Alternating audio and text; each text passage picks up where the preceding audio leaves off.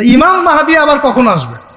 আমরা তো বুঝলাম ইমাম মাহদী আসবেন তারপরে দাজ্জাল, তারপরে ঈসা আলাইহিস সালাম, তারপরে খেলাফা, এই তো। তাহলে ইমাম মাহদী আবার কখন? আমাদের বুয়েটের মাহদী বের হয়, পাঞ্জাব থেকে মাহদী বের হয়, হ্যাঁ, বাংলাদেশের ওই কোনায় মাহদী বের হয়, সৌদি আরব থেকে ওই কোনা থেকে মাহদী বের হয়, হয় না? খুব ভালো করে মনে রাখবেন, যতক্ষণ এই বিশ্বে একটা মালহামা না হচ্ছে মাহদী আসছেন না। কথা ক্লিয়ার? এই বিশ্বে যতক্ষণ একটা মালহামা না হচ্ছে মাহদী আসছেন না। তিনি আসবেন ফাতিমা রাদিয়াল্লাহু আনহার বংশ থেকে। কার বংশ? তার আসল নাম মুহাম্মদ। কি নাম? তার নাক উঁচু, নাক একদম উঁচু, খাড়া, কপাল চওড়া, চেহারার গড়নটা আমাদের নবী সাল্লাল্লাহু আলাইহি ওয়াসাল্লাম। তার বাবার নাম হবে আব্দুল্লাহ, তার মায়ের নাম হবে আমিনা। তিনি দায়িত্ব নিতে চাইবেন না, তিনি দায়িত্ব নিতে চাইবেন না। তিনি দায়িত্ব না নেওয়ার জন্য মদিনা থেকে পালিয়ে মক্কায় চলে আসবেন। ভয়ে আমাকে দায়িত্ব দিও না, এই ভয়ে। ও তিনি আরবি ভাষায় কথা বলবেন, বাংলা ভাষায় না। এখনকার মাহাদিরা পাঞ্জাবি ভাষায়, বাংলা ভাষায় কথা বলে, ঠিক আছে?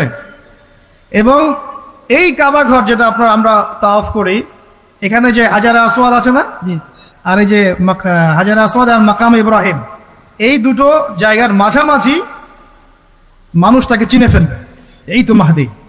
তার হাতে মানুষ বয়াত নেবে 313 জন। কতজন? ওই তালুত বাহিনীতে 313, বদরও 313, এখানেও 313। এবার শুরু হবে আসন খেল। এবার প্রথমে ওই আরবেরই একটা গোত্র বনু কালব। কোন গোত্র? এই বনু কালব এই ইমাম মাহদীর বিরুদ্ধে যুদ্ধ করবে, আর মাহদী এই যুদ্ধে জয়লাভ করবেন ইনশাআল্লাহ। তারপরে সিরিয়া, শাম থেকে, শাম মানে শুধু সিরিয়াই না, ওই পুরো অঞ্চলটাই শাম, ওখান থেকে একটা দল আসবে এই মাহদীর সাথে যুদ্ধ করার জন্য। আল্লাহ পাক তাদেরকে মক্কা মদিনার মাঝখানে বাইদা নামক জায়গায় ধসিয়ে দেবে। কোন জায়গা? বাইদা।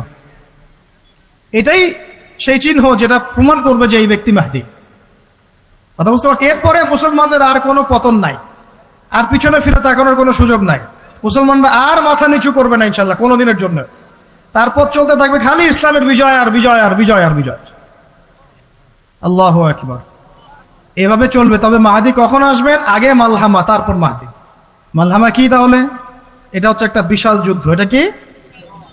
কেমন যুদ্ধ? নবীজি বলেছেন, এই রোমকরা, ইউরোপিয়ানরা তোমাদের সাথে অচিরেই চুক্তি ভঙ্গ করবে এবং 80টা পতাকা নিয়ে তোমাদের বিরুদ্ধে ওরা যুদ্ধ করবে। এই মালহামাটা হবে ইরাকের ফোরাত নদীর নিচেই হোক আর পাশেই হোক, আল্লাহ ভালো জানেন। ওখানে সোনার পাহাড়কে কেন্দ্র করে। কি কেন্দ্র করে? এই সোনা মানে সত্যিকারের সোনাও হতে পারে, অথবা তেলও হতে পারে, আল্লাহ ভালো জানেন। তেল তো এখন সোনার জায়গা দখল করেছে, করে নাই? এই বিশ্বে তো সোনা চলে না, কি চলে?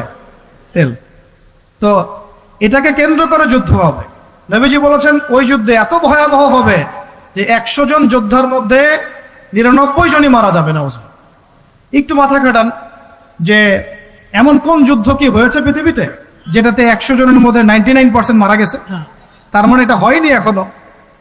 আর একটা যুদ্ধে এত % মানুষ কিভাবে মরতে পারে? যদি সেটা ঢাল তলোয়ারের যুদ্ধ হলে কি মরতে পারে? নিশ্চয়ই এমন কোন অস্ত্র সেখানে প্রয়োগ করা হবে যাতে একাধারে অনেক মানুষ তাড়াতাড়ি মারা। এটা এই অস্ত্র এখনকার যুগের কি অস্ত্র? নিউক্লিয়ার ওয়েপন্স হতে পারে, হতে পারে যদি এই যুগে সেটা হয়। আর যদি আল্লাহ পাক এটাকে আবার পূর্বের অবস্থায় নিয়ে যান, সেটাও হতে পারে, আল্লাহ ভালো জানেন। আমরা এটাকে ইন্টারপ্রিটেশন বলছি, এটা সঠিক হতে পারে, বেঠিক হতে পারে, অ্যাটলিস্ট একটা ধারণা তো পাচ্ছি। তারপর এই ইউফ্রেটিস নদীর এই সোনার পাহাড়কে কেন্দ্র করে এটা ঘটনা ঘটে। আল্লাহ নবী আরো বলেছেন সাল্লাল্লাহু আলাইহি ওয়াসাল্লাম, মুসলমানরা, আমাদের কথা বলছি, মুসলমানরা তোমরা যেন সেখানে হাতও না বাড়াও। কোন মুসলমান যেন ওই সোনায় হাতও না বাড়ায়, মানে ওই দিক থেকে আমরা যেন সম্পূর্ণ মুক্ত থাকি।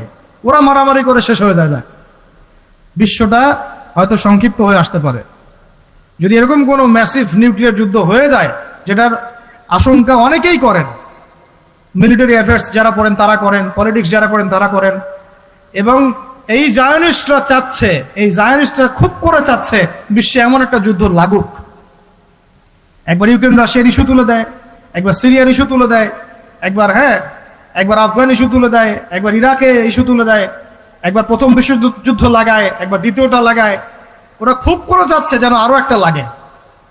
এবার যদি লাগে তাহলে এটা কনভেনশনাল যুদ্ধ হবে না, এটা দেখবেন একটা নিউক্লিয়ার যুদ্ধ হয়ে গেছে।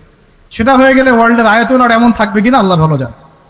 এগুলো ভাবতে হবে এবং আমাদের করণীয় ফিক্স করতে হবে। তবে করণীয় ওই কথাগুলো যেগুলো আগে বলেছি। যদি কিয়ামত হতে আর একদিনও বাকি থাকে, করণীয় এগুলোই থাকবে, চেঞ্জ হবে না, তাই না? কিয়ামত হতে যদি একদিনও বাকি থাকে, তাহলেও আমাদের কাজ ইলম অর্জন, আমল করা, পরিবার ঠিক করা, হালাল খাওয়া, বেশি বেশি তাসকিয়া, দাওয়াত ও জিহাদ। আর কোন আমল আছে আমাদের? এইগুলোই কাজ। তো এগুলো হচ্ছে বিশ্বের ভবিষ্যৎ। আল্লাহ রাব্বুল আলামিন আমাদের সবাইকে এই বিষয়গুলোর জন্য প্রস্তুত থাকার তৌফিক দান করুন।